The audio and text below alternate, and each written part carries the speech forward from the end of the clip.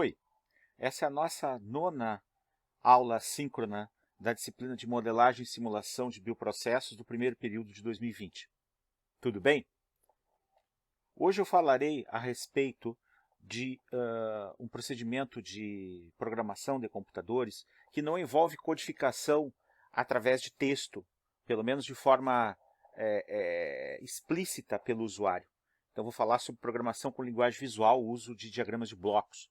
Tá? Nós vamos usar uma ferramenta que está dentro do Scilab. Para poder trabalhar esse exemplo e esse paradigma diferente de programação, eu vou exemplificar com dois reatores CSTR em série, que vão gerar o sistema de equações diferenciais ordinárias que nós vamos resolver através da ferramenta de programação visual que eu vou usar num exemplo que vai ser desenvolvido no Scilab. Tá? Essa ferramenta se chama XCOS. Ela está dentro do Scilab. E depois a gente vai fazer o encerramento. Então, o que normalmente acontece é que quando a gente pensa em programa de computador, a gente pensa em programas de computadores que usam linguagens que são linguagens que têm codificação. Né? Então, como é que é feito normalmente o desenvolvimento de um programa de computador? Tem toda uma etapa de projeto, tá certo? Tem toda uma etapa de projeto do programa. Né? Isso não é só pensando na questão de quais são os dados de entrada, quais são os dados de saída, mas todos os recursos. Tanto é que se profissionalizou essa etapa do desenvolvimento do programa de computador. Né? O programa de computador, hoje ele tem profissionais, né, que desenvolvem esses programas. E aí esse projeto, em algum instante, ele vai gerar, junto você vai ter código, mais a estrutura de dados. Né? E esse código, em geral, esse código, o nome está dizendo, ele é codificado usando texto. Usando texto. Então a gente tem várias linguagens de programação. Né? A gente tem linguagens muito antigas, como Fortran, que se usa muito em engenharia. A gente tem linguagens um pouquinho mais novas, como o C e as suas variantes, o C++, que é um superconjunto do C. O C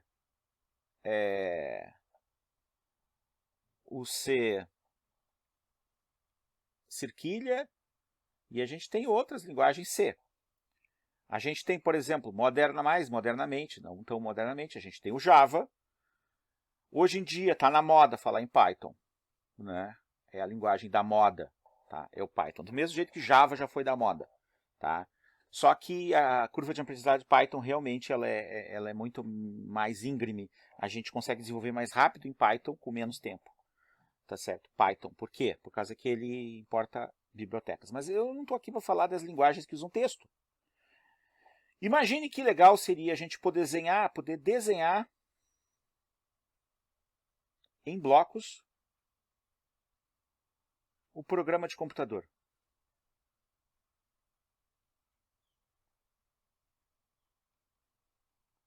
Então isso, se eu tiver uma ferramenta onde os recursos de programação estejam associados a blocos, ou seja, a arranjos que eu posso arrastar para uma tela e conectá-los, usando um paradigma visual, eu acredito que algumas pessoas vão ter mais facilidade, enquanto que aquelas que estão mais afeitas a programar usando texto vão ter mais dificuldade. Né? Então, para mostrar esse paradigma diferenciado, que é o objetivo dessa aula de hoje, eu vou fazer um exemplo. Então, vamos imaginar que eu tenha dois reatores CSTR em série.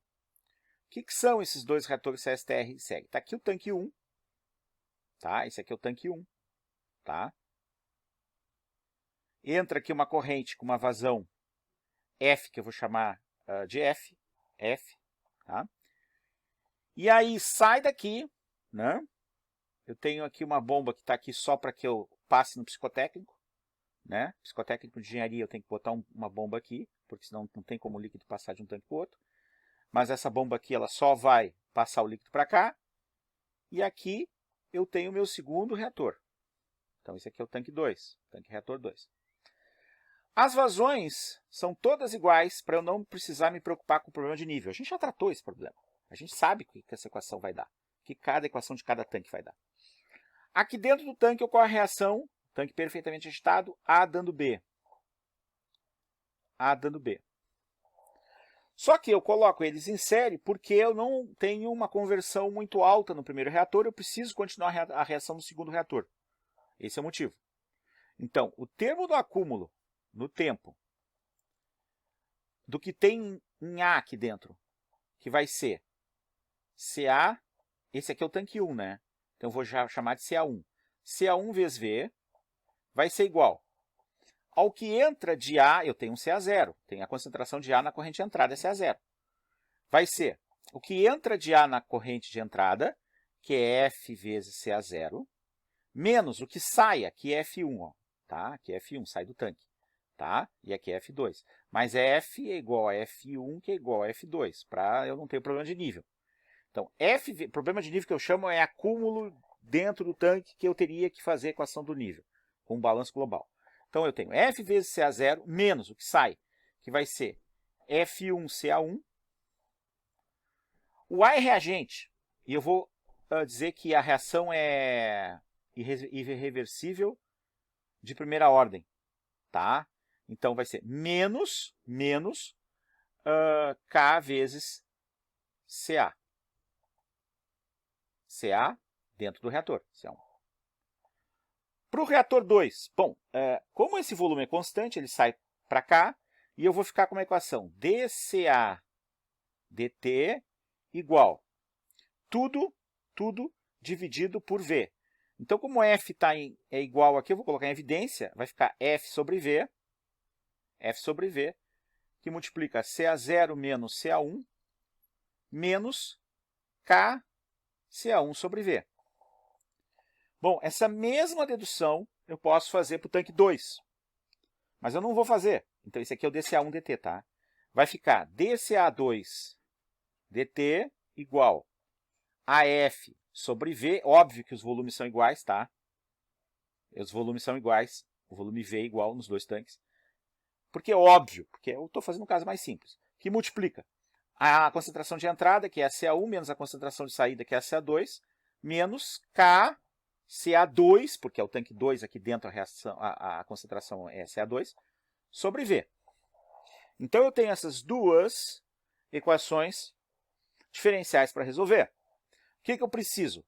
Eu preciso do CA1 no tempo zero, ele tem que ser conhecido, e preciso do CA2 no tempo zero, ele tem que ser conhecido. Mas eu preciso saber o volume do reator, e preciso saber a vazão volumétrica, e vou precisar saber a constante cinética. Isso aqui são dados para eu poder resolver e determinar o perfil de concentração de CA1 e CA2 ao longo do tempo. Tá certo? Bom, então o que vai acontecer? Nós vamos fazer o exemplo no Scilab para esse sistema. Então, o que eu vou fazer? Vou chamar o Scilab. Eu já estou com o Scilab aberto aqui. Tá certo? Então, o Scilab, dentro dele, né, ele tem o XCOS. O XCOS é o ambiente de programação visual do Scilab, que equivale no MATLAB ao Simulink. Ele é o grande motivo por eu usar o Scilab e não usar o Octave. Tá certo?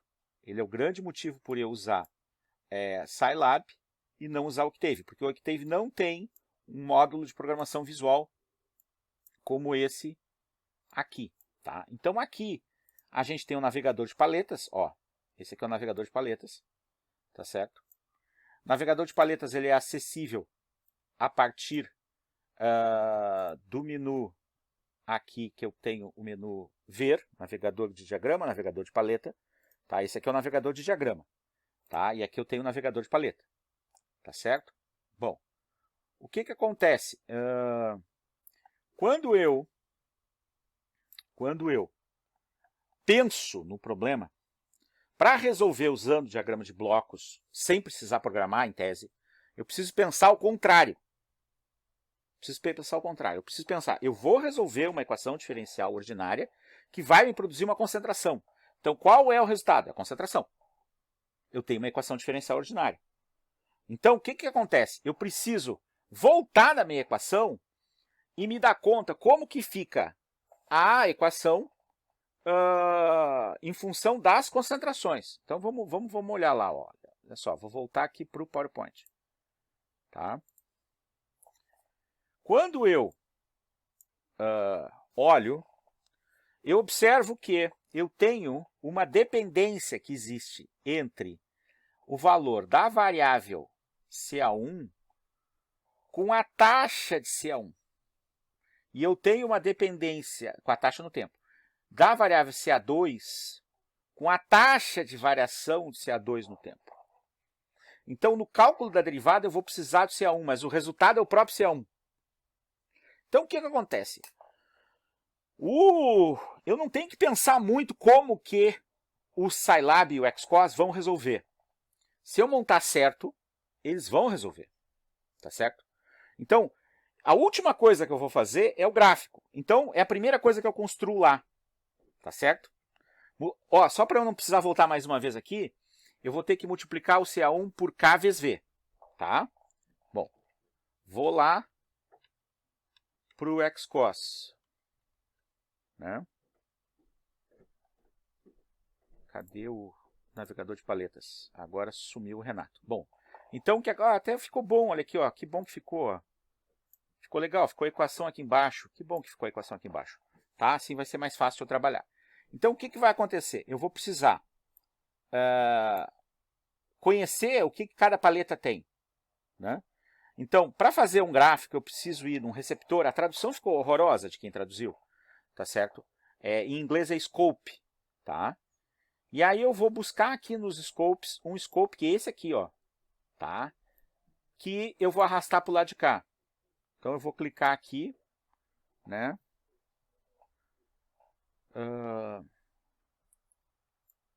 Pronto, trouxe ele para cá. Então, esse aqui é a janela do gráfico. Tá? Janela do gráfico. Observe que ela tem duas entradas. Ela tem uma entrada vermelha e uma entrada preta. A entrada preta é onde eu vou colocar o que eu quero calcular nela. E que é a variável que vai na ordenada do gráfico. E aqui eu tenho o eixo X, que é essa entrada vermelha. Que eu vou vir aqui em fontes. Eu cliquei, demorou. O computador está lento. E vou pegar esse clock aqui, ó, que é o eixo do tempo, e vou colocar ele aqui. Ele que me dá o eixo X. E aí eu clico aqui e arrasto até aqui. Liguei os dois. Tá certo? Liguei os dois. Nunca misturar cores. Vermelho com vermelho, preto com preto. Ok? Aqui vai vir a concentração. Essa concentração vai vir da solução da equação diferencial. Então, o que, que resolve uma equação diferencial? Algum método de integração numérica. Porque eu estou usando uma ferramenta numérica. Então, o que, que eu venho? Eu venho aqui em sistemas de tempo contínuo. Ou sistemas de tempo contínuo. Pego aqui, ó, integral. Tá certo? Trago a integral para cá. Então, vou tirar a saída da integral para cá. E aqui, quando eu clico duas vezes no modo integral, eu tenho a condição inicial. Eu estou resolvendo problemas de valor inicial. Então, vamos imaginar que a concentração inicial do CA1 seja 4 mol por litro. 4. Botei 4, ok? 4. Lembra que eu falei que eu preciso aqui, ó, dessa multiplicação? Então, se eu vier em fontes, eu tenho aqui um bloco que chama constantes.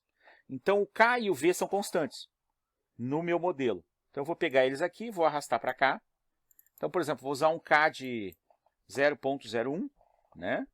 Segundo na menos 1, porque é de primeira ordem. Dá para copiar e colar, ó, Ctrl C, Ctrl V.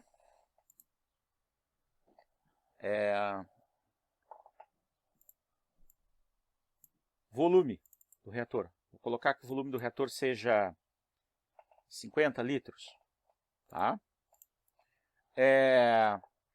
E aí, eu preciso fazer uma operação matemática que é de multiplicação e divisão. Então, o que, que eu faço? Eu vou lá em operações matemáticas, ó, operações matemáticas, procuro por produto, tá aqui produto. O produto tem vezes e tem dividir, porque eu posso escolher, a divisão é como se fosse a multiplicação pelo inverso, né? Então, é o mesmo ícone, eu trago ele para cá, né? Vamos ver se eu consigo, tá muito lento o computador.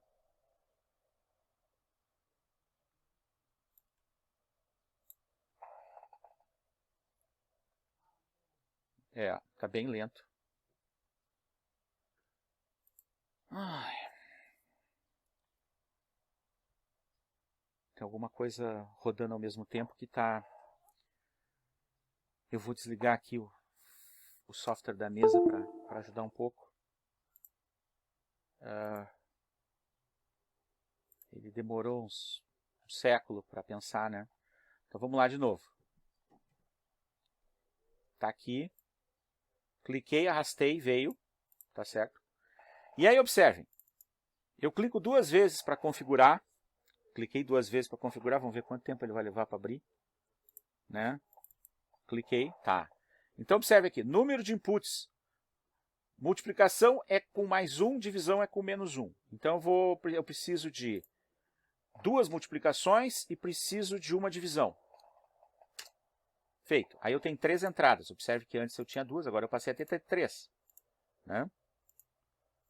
Então o que eu vou fazer? Eu vou colocar, o K multiplicando. O K eu vou botar aqui, tá?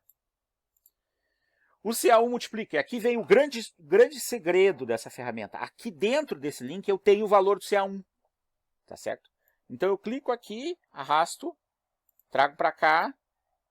Pronto. Então é K vezes CA1 dividido por V. O dividido está aqui, o dividido. Opa, errei. Aqui. Feito. Dividido por V.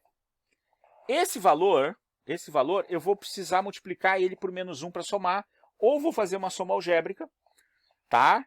Com um valor negativo. Vai ser o que eu vou fazer, tá certo?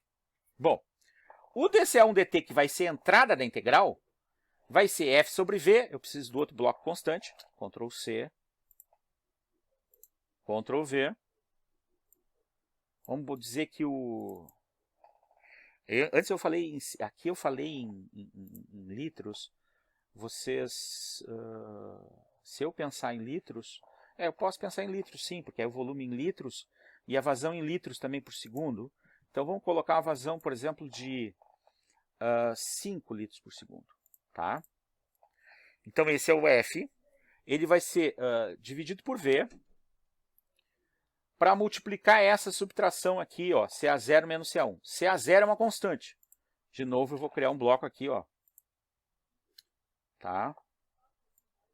Esse aqui é o CA0, eu vou colocar aqui o valor de CA0 seja 4 mol por litro. Tá? Então, em operações matemáticas eu procuro por soma, né? Que é aqui summation, né? Eu trago o summation para cá, tá? Então, esse aqui é o CA0, 4. Tá? Para a gente não se perder, a gente pode escrever aqui.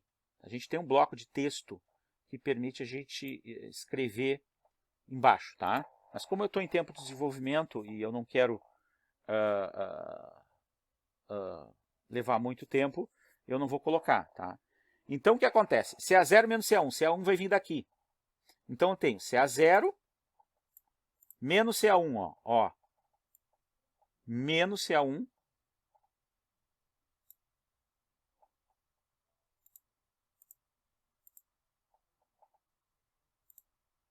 CA0 menos CA1. CA0 menos CA1. Vezes F sobre V. Então, eu vou picar o bloco do produto aqui, vou copiar. Tá certo? E aí eu vou editar ele para ter agora uma multiplicação e uma divisão. Né? Então, é F, está aqui o F, né? Sobre V. O V está aqui.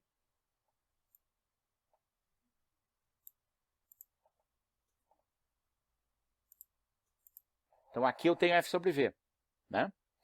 Eu vou editar esse aqui e vou colocar mais um produto aqui. Mais um produto, tá? Que é esse aqui. Então, matematicamente, o que eu acabei de fazer? Eu acabei de fazer F sobre V, aqui, vezes CA0 menos CA1. E agora, eu vou ter uma outra soma algébrica, que eu vou inverter a sequência de sinais. Vou colocar aqui menos e vou colocar aqui mais. Ele vai trocar a posição dos sinais. Menos o produto lá de cima que eu tinha feito. E aqui mais. Né? Bom, isso tudo é o DCA1-DT. Isso tudo é um DCA1-DT. Então, se fosse um tanque reator, estava pronto. Tá certo? Mas são 2 tanques reatores. 2. E aí, o que acontece? Eu preciso do CA2 no instante zero. Tá?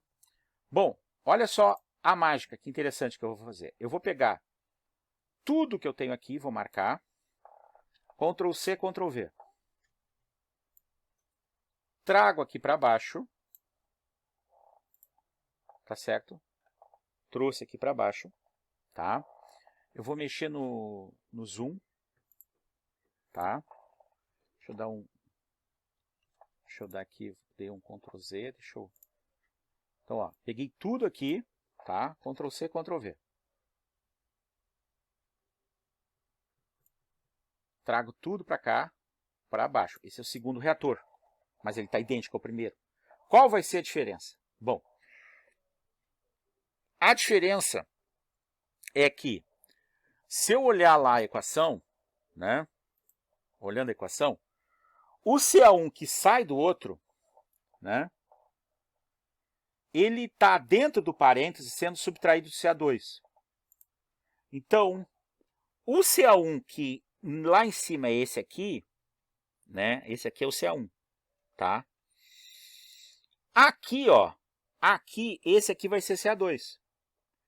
E aqui, ó, eu vou tirar esse bloco constante, tá certo? Porque não é CA0, né? Ó, né? É CA1 menos CA2. CA1 menos CA2. Eu vou pegar o CA1 que está aqui, ó, lá em cima, e vou trazer ele para o código de baixo.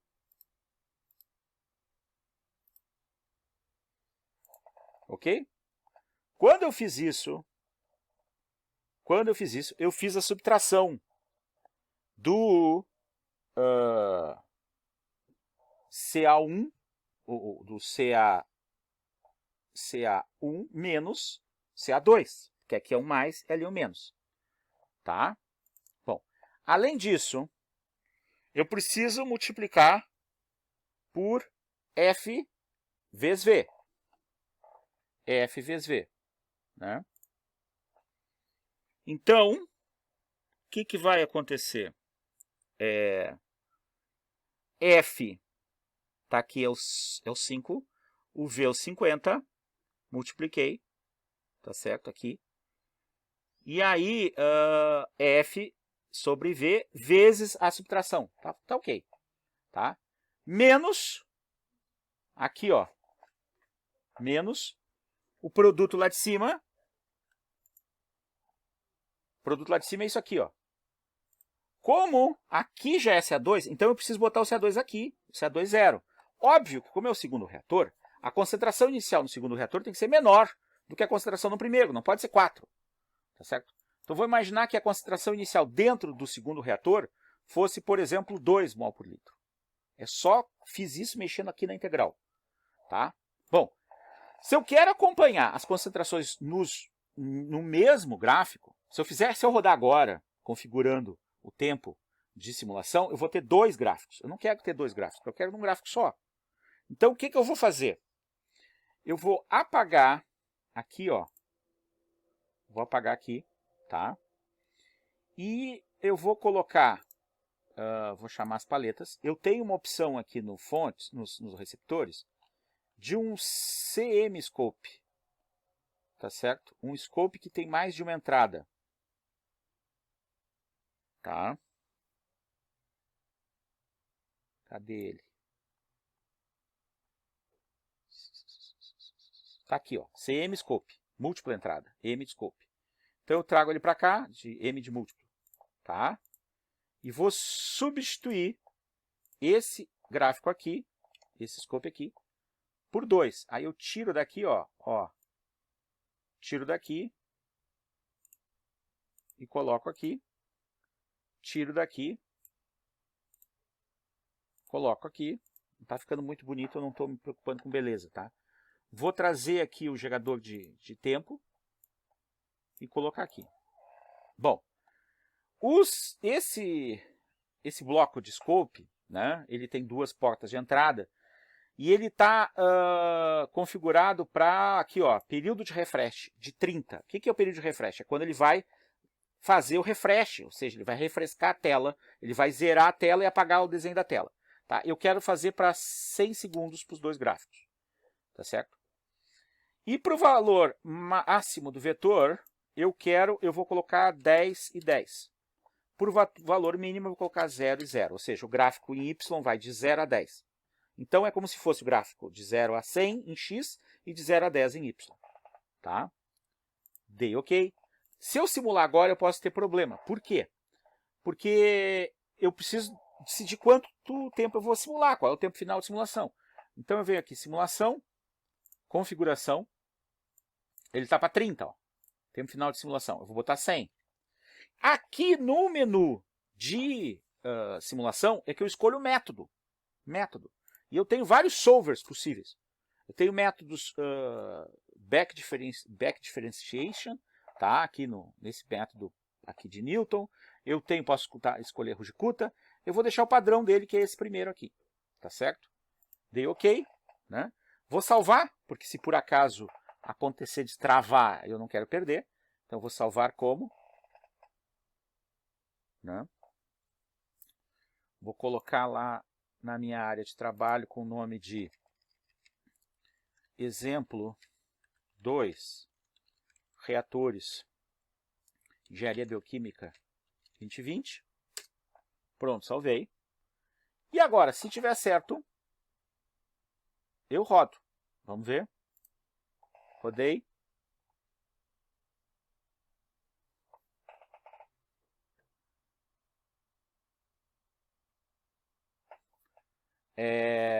Observem. Aqui eu tenho o gráfico, ele fez múltiplo no mesmo gráfico. Eu tenho a concentração de um e a concentração de outro ao longo do tempo. Tá certo? Ao longo do tempo. Tá? O gráfico de cima eu não gostei muito dele. Sabe? Sinceridade. E observe que está acontecendo uma coisa interessante. Aqui a gente tem que tomar muito cuidado quando a gente analisa esse sistema. O A era reator, certo? O A era reagente, desculpa, num reator. Então, a gente tem a noção de que ele vai ser sempre consumido. Mas eu estou trabalhando com um problema contínuo. Então, o que eu estou observando? Eu estou observando que está ocorrendo um acúmulo de A no sistema porque está entrando mais A do que está sendo consumido. A reação é muito lenta para a vazão que eu coloquei. Esse é o problema. Como eu arbitrei os valores, o F, tá? O F, ele está muito grande, tá certo? Perto daquela constante cinética. Então, eu vou diminuir o F, né? Porque eu quero um sistema que tenha reação, tá? E que o A seja consumido, tá? E vou aumentar um pouquinho a taxa de reação, tá? Isso tem a ver com o balanço diferencial. Deixa eu mostrar aqui para vocês isso ocorrendo, tá? Olha as equações, ó. Eu tenho que a taxa da variação da concentração no tempo isso aqui é o que entra, menos o que é consumido, menos o que sai, desculpa. Então, aqui é o que entra, menos o que sai, menos o que é consumido. Esse termo aqui estava muito pequeno perto desse termo aqui. Então, havia um dCA/dt positivo, por isso que ele aumentava. Então, no primeiro tanque, a reação ela estava consumindo muito lentamente. No segundo tanque, ela acabava não consumindo, acabava acumulando A.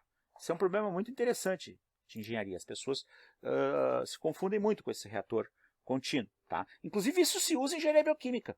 A técnica, por exemplo, para lavar células no reator. Quando a gente quer fazer o washing do reator e tirar as células. Tá? Então, vamos rodar de novo. Olha só. Eu continuo com a reação. No primeiro reator, ela é uma reação que está consumindo, mas no segundo reator, ocorre o acúmulo. Por quê? Por causa que a taxa no segundo reator é muito pequena, porque a concentração CA1 cai a um nível que acaba sendo menor. Muito interessante esse problema, gerei um problema muito interessante. Tá? Num reator, a concentração do A cai, ele é consumido, e no segundo ele acumula, por quê? Por causa que está entrando. Só que ele vai alcançar um estado estacionário, os dois vão alcançar o estado estacionário. Se eu simular mais tempo, eu vou vir aqui e vou pedir para simular 1000 segundos. Agora vai demorar 10 vezes mais. Vou vir no menu simulação, configuração, e vou colocar 1000 aqui. Né? 2 reatores, o primeiro reator ele consome, no segundo ele acumula por causa que está entrando mais do que sai. Interessante. Ó, mais em termos de mol, né? Rodei. Olha lá, ó, não deu outro. Ó. Um reator cai e o outro aumenta. Tá certo? E é interessante, observe, que o primeiro reator começa em 4 e chega quase a 3,5. O segundo, o valor no tempo zero é 2, né? E ele converte a 3,1. Então, está entrando no segundo reator a 3, aqui no estado estacionário, a 3,5 e está saindo a 3,1. Então, essa diferença de concentração não é suficiente para ter uma taxa de reação rápida o suficiente para que não haja esse acúmulo ao longo do sistema de equações. Muito interessante esse problema. Se aumentar mais a reação, eu começo posso ter problema de estabilidade, por isso que eu não vou fazer. Bom, observem que a gente resolveu uma equação diferencial ordinária, usou um método matemático, um método numérico, sem precisar programar. Sem precisar programar. O que a gente fez? A gente fez um diagrama visual. Está aqui o diagrama visual. Tá? Bom, deixa eu salvar essa versão. Salvei. Vou voltar para encerrar no PowerPoint.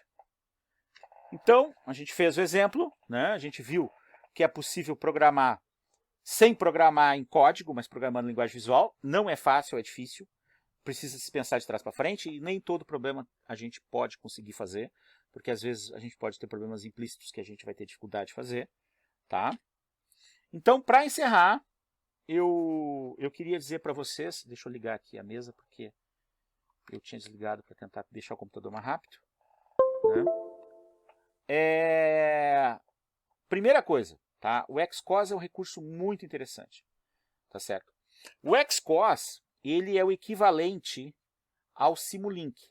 Só o módulo do Simulink do MATLAB custa alguns milhares de dólares. Tá certo? Quando foi criado o XCOS, antigamente, tá? Antigamente, o XCOS se chamava SciCOS. SciCOS. Tá? E aí, tem uma questão histórica interessante. Por que ele mudou de nome? Ele mudou de nome porque parte do grupo que desenvolvia o Scilab se separou. Houve um racha da versão 4.0 para a versão 5.0 do Scilab. Tá?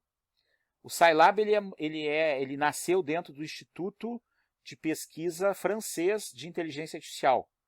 Instituto de Recherche, né, pesquisa, né, La Recherche, de Inteligência Artificial da França, do IRIA. Tá? O site, quando a gente entra no Scilab, é do IRIA.